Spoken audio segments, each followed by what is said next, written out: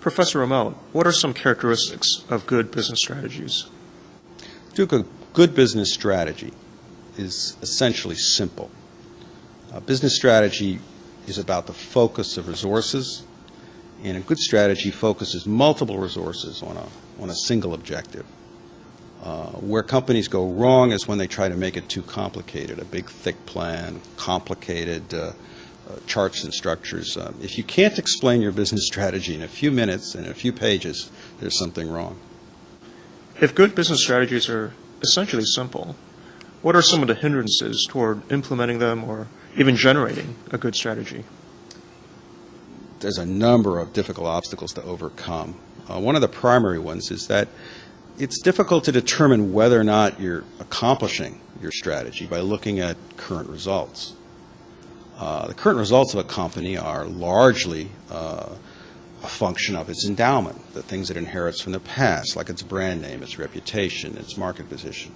And these change slowly over time. And so you can have a company that's producing excellent results but has a poor strategy. And vice versa, you can have a company with poor results that has an excellent strategy. And this creates the interest in the subject, but it also creates the intellectual complexity of what we're looking at.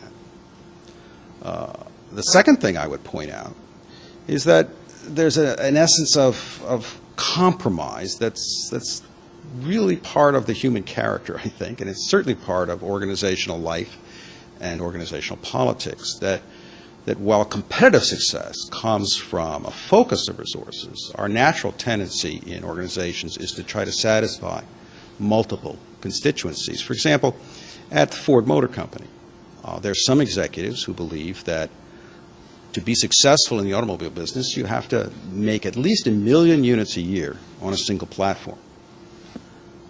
There are other executives who believe that brand is the essence of success in the automobile business, and they point to the recent acquisitions of Volvo and Jaguar as the direction into the future.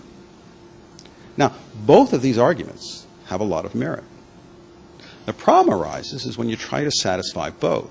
If you produce Volvos and Jaguars or Volvos and Lincolns on the same platform, trying to get those economies of scale, you begin to dilute the brand names.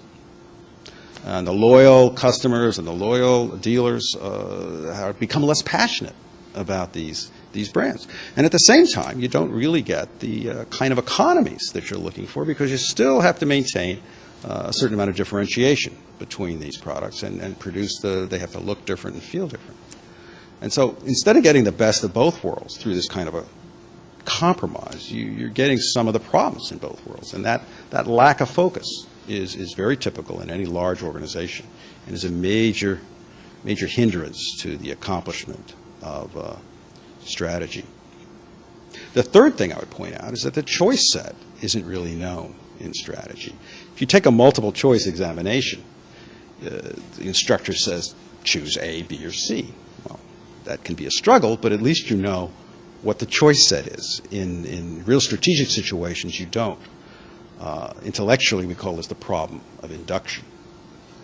I worked, for example, with a major airline in a few years after deregulation, and they were used to looking at a number of basic strategic decisions on a periodic basis. Things like, what kind of new aircraft should they buy? Should it be Boeing? Should it be Douglas?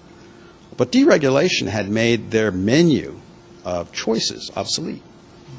They now had to think about things that, like the structure of their network. Should it be hub and spoke? Should it be long lines?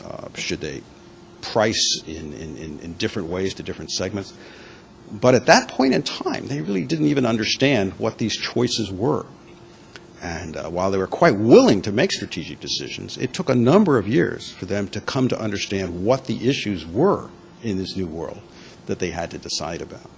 And so that makes strategy quite difficult.